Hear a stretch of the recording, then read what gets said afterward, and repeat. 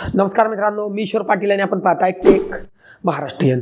मित्रांनो, 1 जानेवारी 2025 पासून तुमच्या दैनंदिन जीवनामध्ये केंद्र शासनातर्फे किंवा राज्य शासन असेल तर या दोघांतर्फे तुमच्या दैनंदिन जीवनामध्ये काही महत्त्वाचे बदल करण्यात आलेले मित्रांनो। ते बदल कोणकोणते चला सविस्तर बघूया।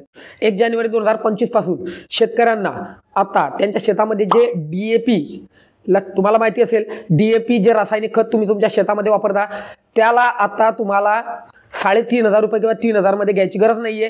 तेच तुमचं डीएपी खत आता तुम्हाला केंद्र शासनातर्फे 1,350 रुपयात 50 किलोची बॅग तुम्हाला 1,350 रुपयात दिली जाणार आहे मित्रांनो। हो, शेतकऱ्यांसाठी आनंदाची बातमी आहे। तुम्हाला डीएपी खताची 50 किलोची बॅग आता 1,350 रुपयामध्ये केंद्र शासनातर्फे दिली जाणार आहे मित्रांनो। यासाठी शासनातर्फे तशी तरतूद करण्यात आलेली आहे। त्यानंतर बोलूया पुढील बातमीकडे। कोणताही शेतकरी असो, 1 जानेवारी 2025 पासून कोणताही शेतकरी असो त्याला कोणत्याही बँकेमध्ये 2 लाखांपर्यंत विना तारण कर्ज, म्हणजे तुम्हाला तिथं कोणतीही वस्तू तुमची गहाण ठेवायची गरज नाहीये। तुम्हाला विना तारण 2 लाख रुपयांपर्यंत केंद्र शासनातर्फे कर्ज दिले जाणार आहे। कोणत्याही बँकेतून तुम्ही आता 2 लाखांपर्यंत विना तारण कर्ज घेऊ शकता मित्रांनो। त्यानंतर पुढील बातमी आहे व्हॉट्सअप वापरणाऱ्यांसाठी। मित्रांनो, आता व्हॉट्सअप तुमचं जुन्या अँड्रॉइड फोनमध्ये चालणार नाहीये। तुमचे जे जुने अँड्रॉइड किटकॅट व्हर्जन असतील किंवा त्यापेक्षा जुने जे व्हर्जन आहेत त्यामध्ये आता व्हॉट्सअपनं सपोर्ट देणं बंद केलेलं आहे। त्यामुळे 1 जानेवारी 2025 पासून तुमच्या जुन्या फोनमध्ये व्हॉट्सअप चालणार नाही मित्रांनो। व्हॉट्सअपने आता याला सपोर्ट देणं बंद केलेलं आहे। जुने जे अँड्रॉइड किटकॅट व्हर्जन आहेत किंवा त्यापेक्षा जुने जे व्हर्जन आहेत त्यामध्ये आता व्हॉट्सअप कायमचं बंद होणार आहे। त्यामुळे तुमच्याकडे एखादा जुना अँड्रॉइड फोन असेल तर त्वरित त्याला अपडेट करून घ्या आणि त्यानंतर तुम्हाला तुमच्या त्या नवीन अपडेटेड व्हर्जनमध्ये तुम्हाला व्हॉट्सअप चालवता येणार आहे। तुमच्या जुन्या अँड्रॉइड किटकॅट व्हर्जनमध्ये किंवा त्यापेक्षा जे जुने व्हर्जन आहेत त्यामध्ये आता व्हॉट्सअप चालणं बंद होणार आहे। म्हणजेच व्हॉट्सअपने त्याला सपोर्ट देणं बंद केलेलं आहे मित्रांनो। त्यानंतर पुढील बातमी यूपीआय पेमेंट संदर्भातच आहे। आधीच तुम्हाला सांगितलं, मागचा व्हिडिओ जर आपला बघितला असेल तर तुम्हाला मी डिटेलमध्ये माहिती दिली होती की यूपीआय पेमेंटमध्ये शासनाने भरपूर बदल केलेले आहे।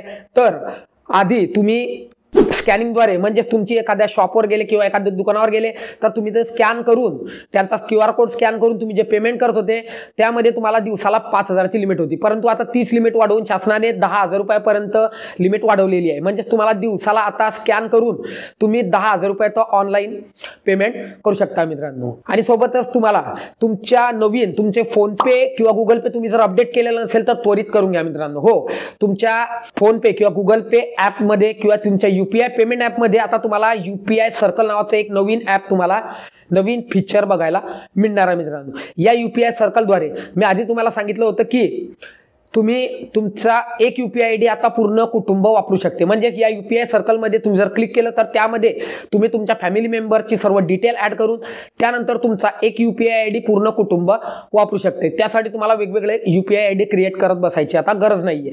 त्यामुळे जर तुम्ही तुमचा फोनपे अपडेट केलेलं नसेल किंवा गुगल पे अपडेट केलेलं नसेल तर त्वरित तुमचा फोनपे आणि गुगल पे अपडेट करून घ्या आणि त्यानंतर तुम्हाला ही यूपीआय सर्कल नावाचं फीचर नवीन बघायला मिळेल।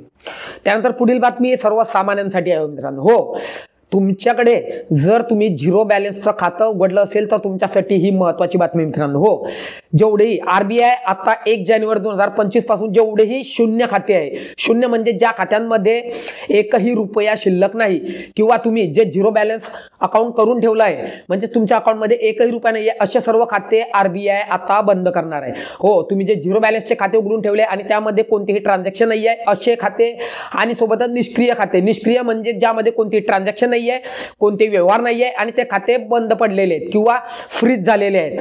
एखाद्या वेळेस तुम्ही एखादं खातं उघडून ठेवता आणि त्यामध्ये कोणते ट्रान्झॅक्शन करत नाही आणि त्यानंतर ते खातं फ्रीज केलं जातं बँकेकडे, त्यानंतर तुम्ही परत बँकेत जाता, तिथे तुम्हाला केवायसी करावी लागते। तर असे सर्व खाते आता आरबीआय बंद करणार आहे। त्यामुळे तुम्हीही जर तुमच्या खात्यामध्ये कोणते व्यवहार केले नसतील तर त्वरित बँकेत जाऊन तुमच्या खात्यामध्ये एखादा व्यवहार करा, 500 रुपये 1000 रुपये तिथे डिपॉझिट करून ठेवा, म्हणजे तुमचं ते खातं बंद होणार नाहीये। किंवा तुम्ही जर असं केलं नाही म्हणजे तुमच्या खात्यामध्ये एखादा व्यवहार केला नाही तर आरबीआय तर्फे 1 जानेवारी 2025 पासून असे सर्व खाते बंद केले जाणार आहेत मित्रांनो।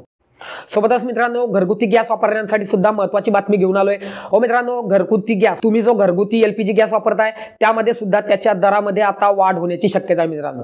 आधी मागच्या वर्षात ज्या गॅस कंपन्या आहेत त्यांच्याद्वारे जो 19 kgचा तुमचा घरगुती गॅस सिलेंडर आहे त्याच्या दरामध्ये वाढ केली होती मित्रांनो त्यांनी. परंतु आता तुमचा जो घरगुती LPG 14 किलोचा गॅस तुम्ही वापरताय त्याच्या दरामध्ये सुद्धा वाढ होण्याची दाट शक्यता आहे मित्रांनो. त्यानंतर वळूया पुढील बातमीकडे.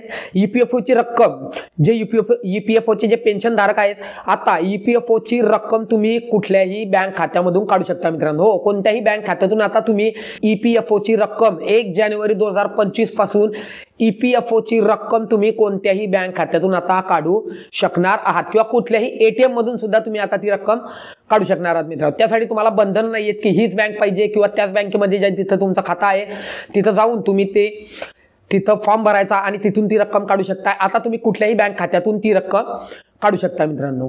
आणि सर्वात शेवटची आणि महत्त्वाची बातमी सांगतो बघा.